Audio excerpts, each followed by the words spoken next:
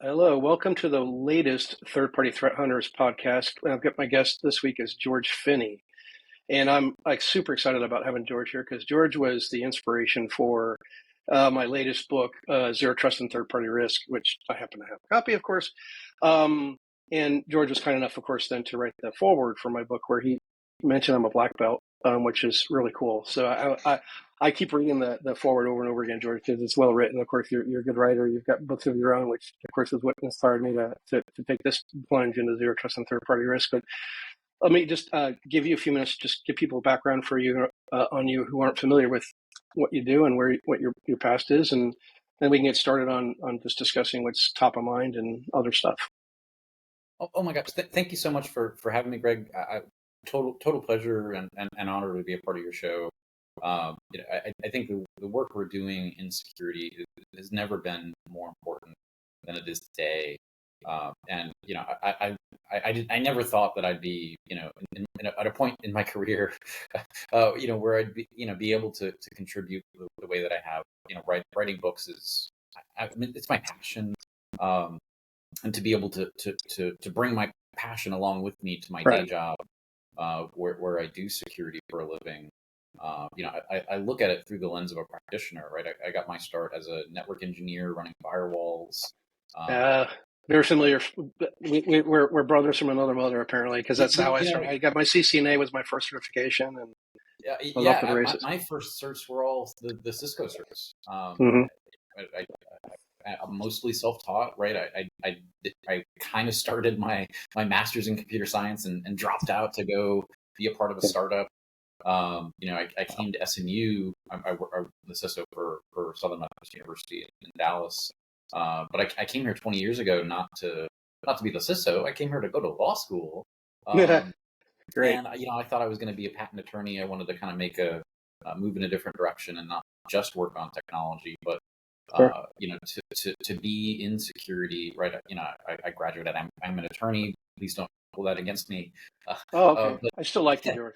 But it is really critical to our success today. I think particularly around third-party risk, to be aware of some of those issues. And I think I've met a handful of CISOs that have a legal background or have been lawyers. And yeah, I mean, it's so helpful. I'm sure there's going to be a lot that we talk about today, but well, kidding aside, I agree. I think the having a legal background, an actual law degree, JD. My mom's also a JD, and so it's one of the reasons probably you're such a good writer because you have to write a lot in law school. I mean, I happened to go to undergraduate and schools that enforced writing, so that's why I have a passion for writing as well. But I agree. I think that legal background in the CISO space, particularly given where we are now, regulatory wise, does give you a little bit of a great perspective that others perhaps they have to go out and ask for expertise. You've got that kind of built into your noggin, so that's really excellent too. And then you also have the well-aware security. So you have the other security side. That's right. So here's the book, Project Zero Yeah, Trust. thank you, George. Appreciate that. It came out last October, and it's been one of the best-selling cybersecurity books of 2023. Again, and that's a testament to all of the folks out there that have supported me. I'm just totally honored to. Really happy to hear that too. But really, my passion, I thought I was done writing books because I've got the side hustle. It's called Well Aware Security. Yeah. I was hoping I mentioned that correctly. Thank you. It's based on my other book called Well Aware. Aware, I wrote. My inspiration was Stephen Covey's 7 Habits of perfect. And so Well Aware, I think there are 9 cybersecurity habits, but we couldn't call it the 9 cybersecurity habits of highly effective cybersecurity people. And I think Well Aware conveys the optimism and the inspiration that I hope will be able to channel us all to a better point in our cybersecurity future. Because I think some people might say optimism is akin to naivete, particularly when it comes to something like security. And I actually think the opposite is true. If you believe you're going to fail, you're going to make yourself fail, right? We know that's a critical thing to humans. Great point. But also, right, I mean, if we as security practitioners think that we can't make a difference, right? What are we doing in our careers? Right. I think, yeah. So my take on security and the progression of the books that I've written kind of show that, right? Well aware, focus on people. The way that I wrote the Project Zero Trust book, it focuses on people because everybody has to play a role. If it's only the security nerds in the room understanding zero trust, we're setting ourselves up for failure. I agree, because and that's a great point. That's why I liked your book and why I keyed in on it for the translation into the third party space. What I really liked was your OSI your OSI table as you just described it, right? Which I thought was a great way, because zero trust can be a bit of a challenge for some folks to understand how to break into, because it does cross many different domains, and you do have to get business buy-in and all the other. It is a fairly involved effort if you want to do it right. And you need a strong project manager, program manager to be the cat herder in this space as well. I put that in my book. I'm sure you did as well, because the challenge for a lot of these folks is you get weak project leadership, you'll get weak implementation. But that being aside, what I liked about the table was just that it made it easy to approach, right? The CISO guidance is good. I like the CISO guidance that's out there. But I like the way that you put it back into kind of more consumable bites that made it easier to approach. And I appreciated that, especially when you're reading a large book. It can be, or a book that has a lot of technical details, it can be a little challenging to figure out how to kind of mash it all together. And and by the way, that OSI table is what I had that sort of aha moment when I'm sitting in. So how I met George, for everybody who they haven't had a conversation with us about it, was I was at IC Squared in 2022 Congress, Security Congress, and I was speaking there about my first book, and saw George's talk, and he started talking about zero trust, and then he put up this OSI table, which I'll share somewhere on the podcast, and it really sort of put it together for me. And so I immediately rushed up to George after his talk. He probably was like, "Oh my gosh, this guy's really aggressive." But hey, George, can I borrow that table? Right? I mean, because that for me in my head was exactly where I needed to be to put the two together into the third party risk space. So I really appreciated that. And what I really liked about you, George, was you're very approachable and easy to kind of converse with, as well as it just easy to collaborate with. So I appreciated that as well.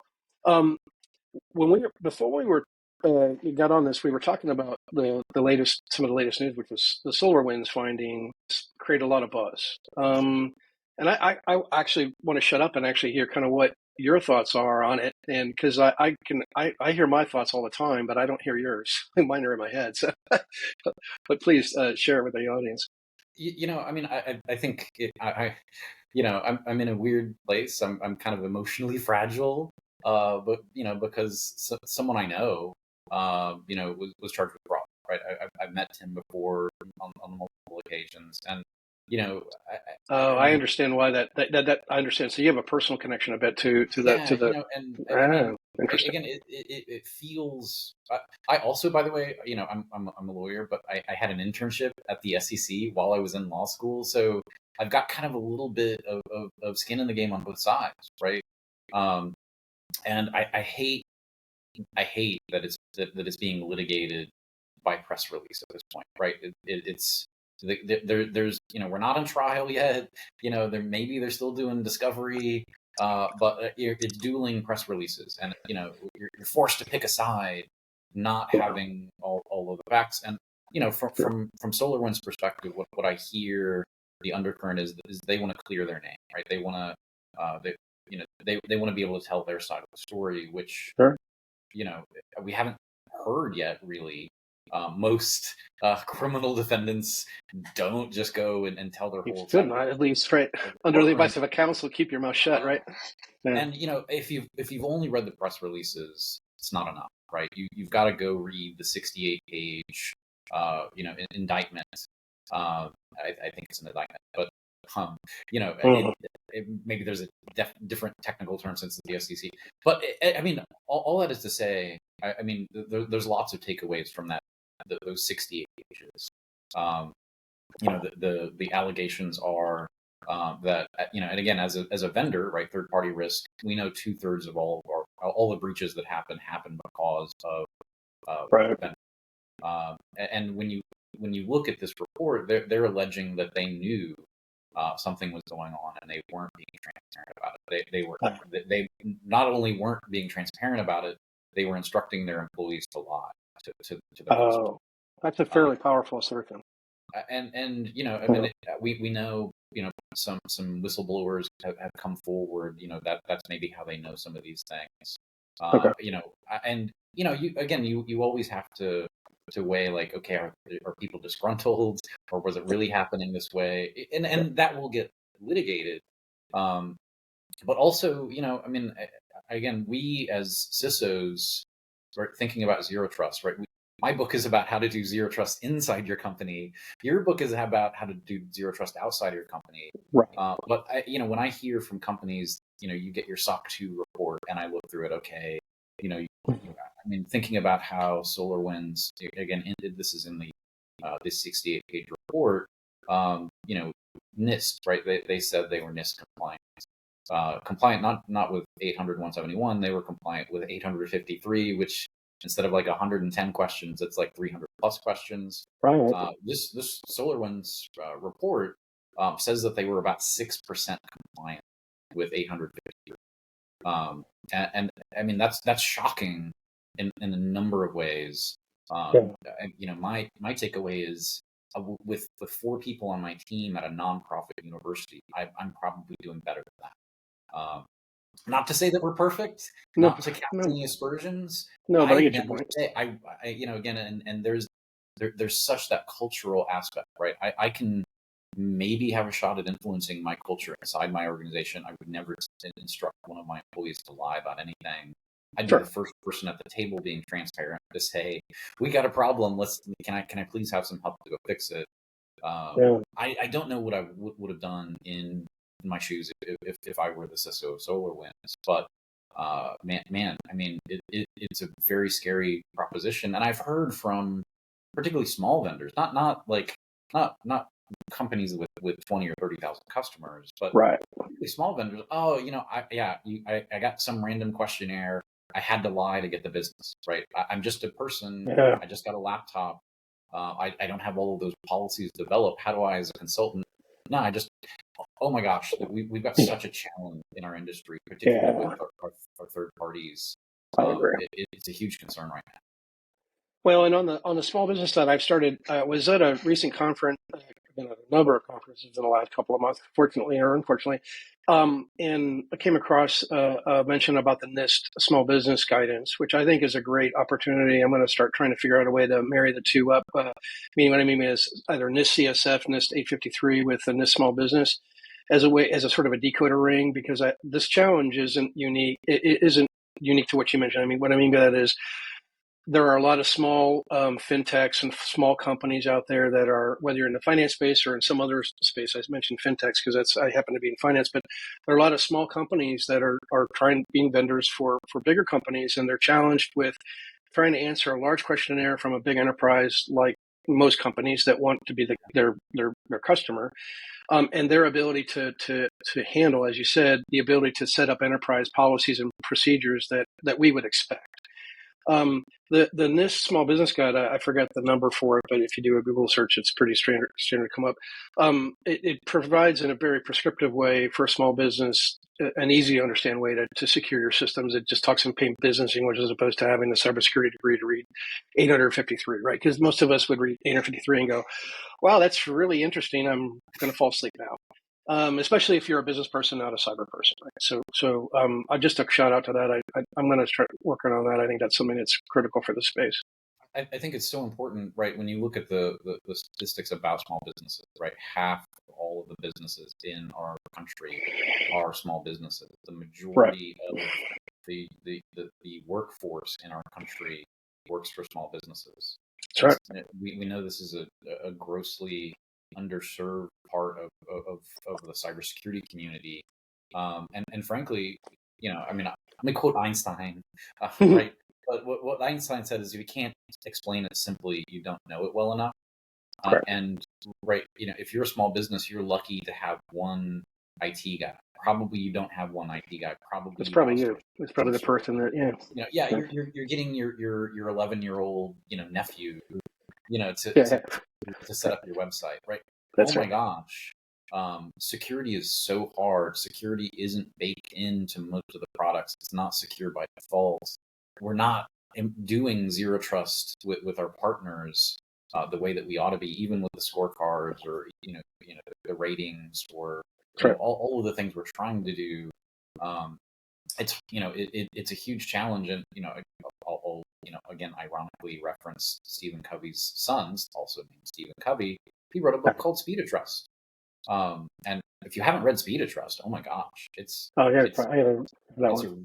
really great read for a number of reasons. He says that in business, right, if you're an MBA, there's a trust tax. If people don't trust you, that's why you have to throw in all the extra due diligence. That's why you have to that's why deals take long, right? There's a trust tax because we don't trust one another. We could be more efficient and make more money if we trusted one another. But especially when it comes to computers, it is a challenge, and we have to validate and verify. And again, it's gosh, it scales up, and security does have an impact on the business. And man, my other soapbox, education. I'm really passionate about bringing this message to folks, but we know boards and CEOs today don't know about cybersecurity, right? And this is part of my beef with the SEC. It feels to a lot of folks like they're making a scapegoat out of this guy, and maybe making an argument up. Very secure, and maybe they were lying about it. That'll get worked out. I don't know anything, but right, they could have held boards accountable. They could have required board level expertise. CEOs aren't. They didn't hold the CEO of SolarWinds accountable. They didn't hold the CFO or the CIO accountable. So what's left to be done? Is I know of a handful of CISOs in the last 2 weeks since it's come out that have resigned. I know every CISO that I've ever talked to has been asked to do something that they didn't feel ethically comfortable with. Every single one. Everyone has a story, including me. I'm not going to tell that story now, but right. Sure. And so what are we supposed to do? But when we're not really officers, we don't have a seat at the table, we're not being backed up. And my soapbox issue, if business leaders don't understand security today, you look at the top 50, top 100 business schools in the country, or maybe even the world, you can't take a cybersecurity class. It's not baked into a business curriculum. You might be lucky if you have a business school class on risk. You might be lucky if you have a couple of IT courses. And so that's terrible news. The next generation of business leaders still aren't going to get it 10 or 20 years. That's right. What do we do differently that's not going to make us as security practitioners be scapegoats? Well, I mean, I think we've got to have better education, right? I think our CISOs out there are really the number one educators about cybersecurity to talk to folks. And I understand things take time. I mean, the CFO role evolved, the CIO role, but we're in a really challenging place like today, and I think it's again up to us to fight the good fight and hope make change in our organization. I'm totally with you on it shouldn't be just the CISO's head on the block on this one. I think and the so in the finance space, right, the interagency guidance for third-party risk specifically says that boards and others will be held accountable. I think that's one of it's not the only way, but it is a way to start to motivate, hopefully, boards to take better interest and become better educated. Because unfortunately, up till now, it hasn't just asking them to do it hasn't motivated them. Perhaps the an impending execution, or perhaps the possibility of one, right? Legally, it would motivate boards to be more engaged on this far point, both a third party risk as well as their own cybersecurity trust issues as well, right? As we both mentioned, we both did zero trust, so we both work with John on this space, right? The no more crunchy centers piece is really, I still see quite a few networks out there as I do my work in this space, not as a practitioner working with other folks, seeing too many companies still have what is you and I the old traditional, wall and moat network where it's a firewall, not even a next gen firewall, by the way. And I still become sort of gobsmacked, flabbergasted that that's still a fairly common method of deployment of a network. The logging and monitoring fairly focused at the egress points, ingress points, and that's pretty much Bob's your uncle at that point. They think that they're done. And I was interested. I heard another mention this. So some folks have a problem with the word zero trust because it sounds really final. And so the term he used was trust assurance, which I thought was an interesting play on the zero trust. Yes, I still like the zero trust nomiker, but the trust assurance is a great way to play the other side of it. Say, you need assurance that you can trust everybody that's on this side of your network. And I thought that was a great way to put it too, as well. Just that we don't do enough to assure ourselves that the folks inside our castle are really supposed to be where they are and checking badges. We would do it in a physical environment. If we saw somebody walking around our building without a badge, we'd probably say, I don't recognize you. Maybe not around the office, but maybe in a data center. I certainly would. If I'm walking around my data center, I'd say, hey, that person, I don't recognize that person. They don't have a badge. What's going on here? Anyways, the whole trust thing is a real, and I really, again, hadn't gone down that path until I started reading your book, and then putting those two together, I really understood your book. Again, Project Zero Trust really put it, I think, in a way that was great for me to consume. I had to learn quite a bit about zero trust before I wrote this book. Obviously, writing cold would have been a problem. And your book really helped me get my head around it. So I really do appreciate that. What else is on your mind this recently besides the SolarWinds one? Anything else that's been a burning topic for you? Well, again, since I'm a lawyer, I'm a little special in that in my role. Again, I've been at the university for 20 years, and I've been reviewing IT contracts.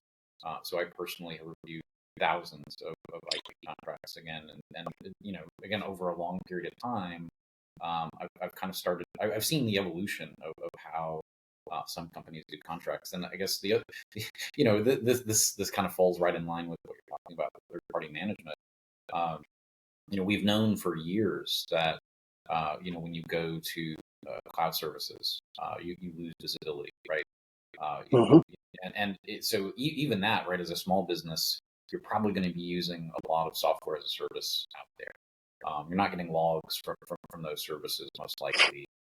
Managing permissions, things like setting up SSO and MFA to manage all of those is a challenge to do, particularly for small businesses. But oh my gosh, I mean, I've seen this trend. We have insurance requirements that we have of our vendors. We have security language we require in all contracts.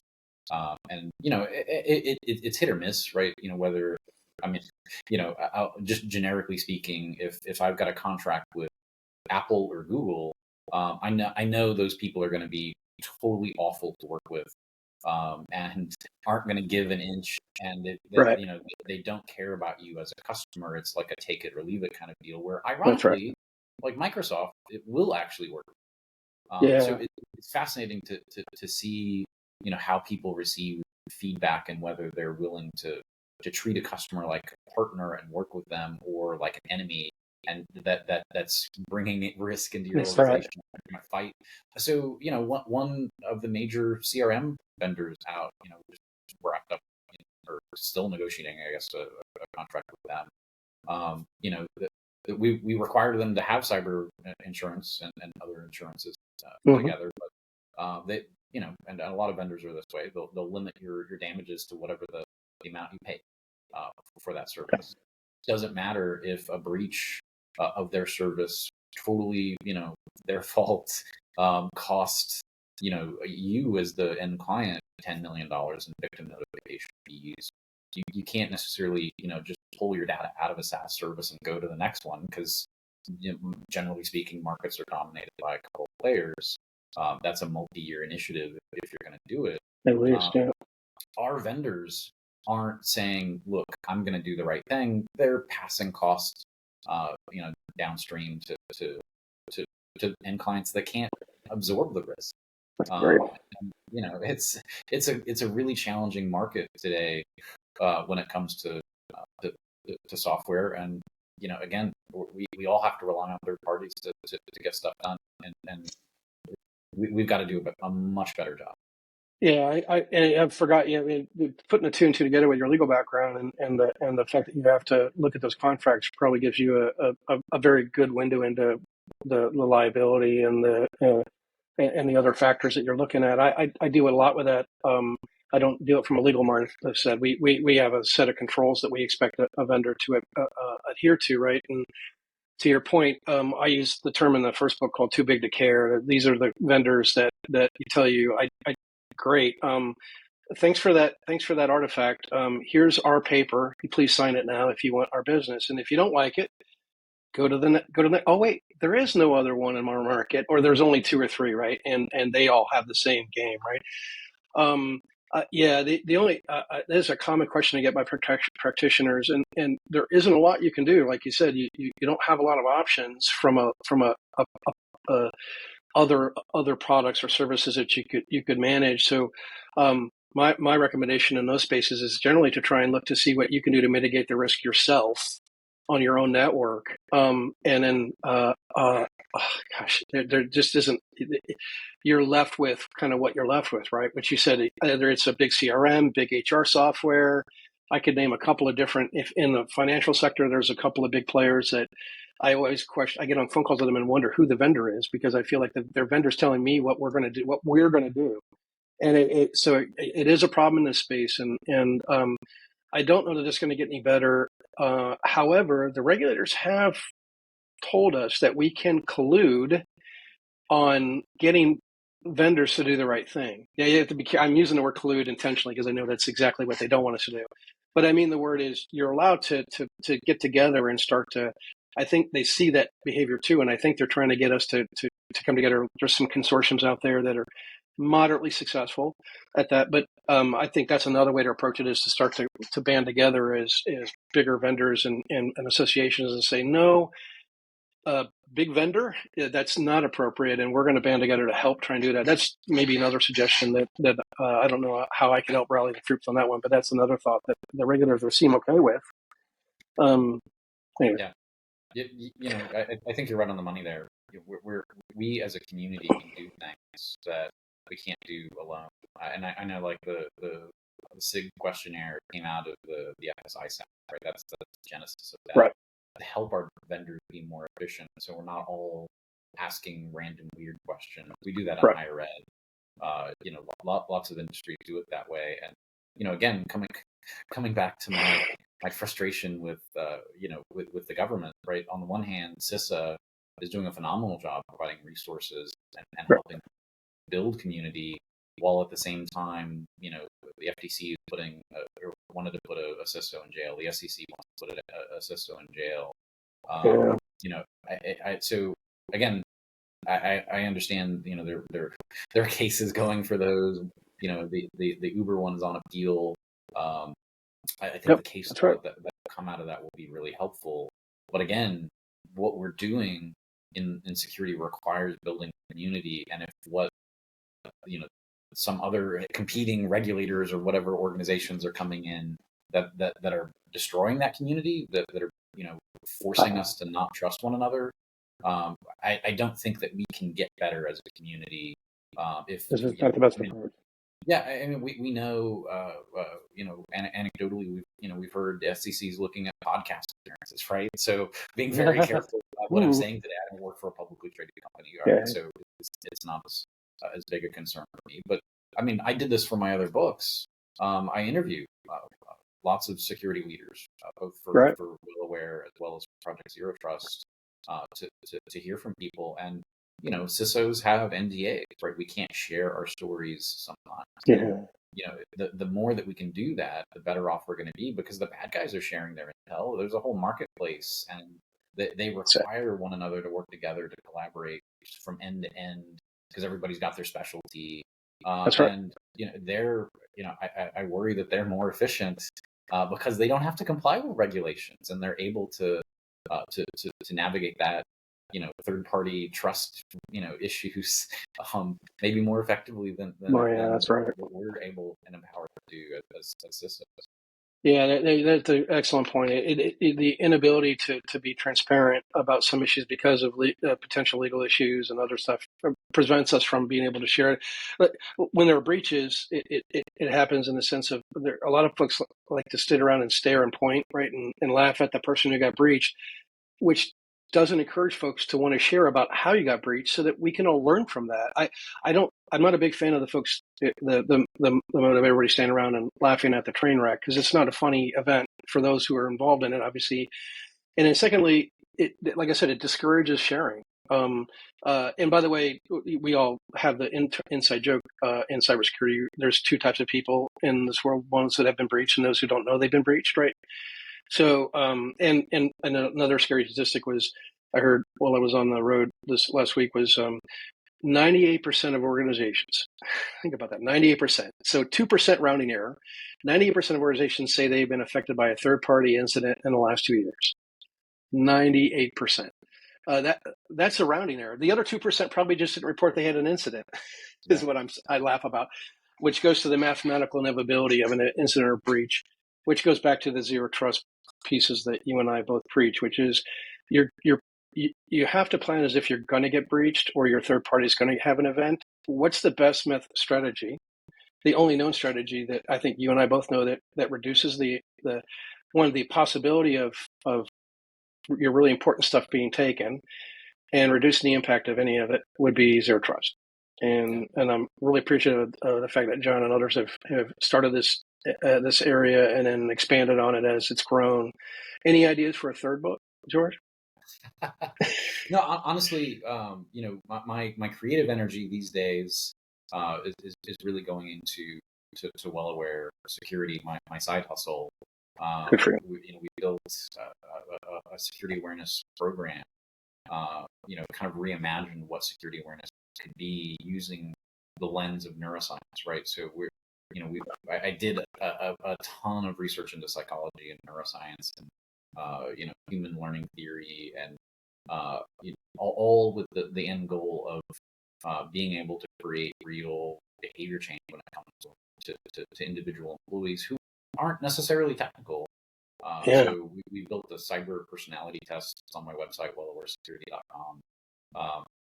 And that personality test is really the foundation of our training, because everyone has a unique set of strengths when it comes to security. No matter whether you're in technology or just a non-technical accountant or a salesperson or whatever, everybody's got to play a role. And so what we do with security training, the same thing we do with third party, right? We check the box. That's a compliance exercise for most folks. You're right. I want to be able to offer more, right? And where we start is, you'll have your unique personality type, and we'll develop a custom training program just for you with your unique personality and your unique role specific training. And oh my, I mean, it's so much fun to build something, right? And that and being able to make a difference and hopefully help people out.